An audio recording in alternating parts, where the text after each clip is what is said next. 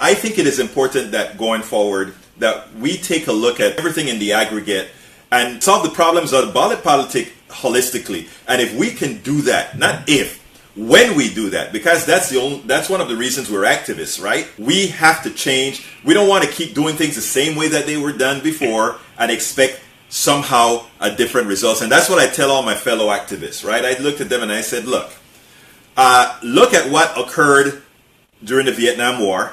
Look at what occurred during the civil rights. Look at what occurred during all these things. And then ask yourself the question, were all these different quasi-revolutions successful? And if they were successful, how long-lived was their success? And if any of that has a problem, in other words, when it comes to the civil rights, I'm going to say something that is rather dangerous. I was not a fanatic of how the American civil rights movement was run. And the reason why is exactly what is occurring today.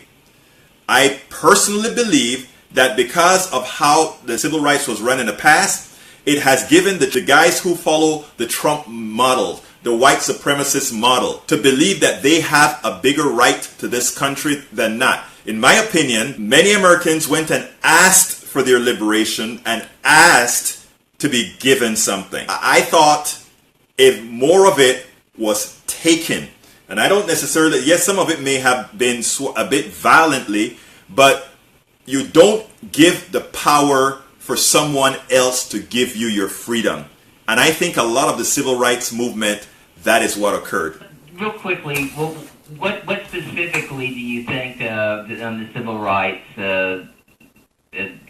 particularly, we're not up to your standards? Well, when Martin Luther King told folks to allow people to beat the crap out of them and sick dogs off of them, right? I think for every action there should be an equal reaction. If the and I have to be careful with what I say, but if the cops in those days effected a certain type of, to put it bluntly, unconstitutional violence on some of its people, then maybe unconstitutional something was warranted as well. And people can say, well, it would have snowballed or whatever. But here's the reality.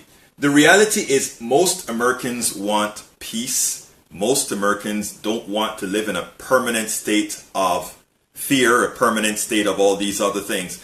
As a pacifist as I am, I believe that what occurred in America is that many in the white supremacy class, and believe it or not, there are many in the white supremacist class that don't classify themselves as such, believed that freedom, my freedom, the freedom of others, was somebody else's to give.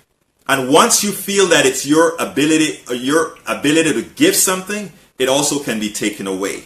And I think that has left in the psyche of many white people and many good white people as well, but in the psyche that these people needed to be taken care of instead of these people fought. When we talk about the forefathers that came here and fought for this and fought to take this land, nobody ever thought that it was something that somebody gave to them. It was something that they took.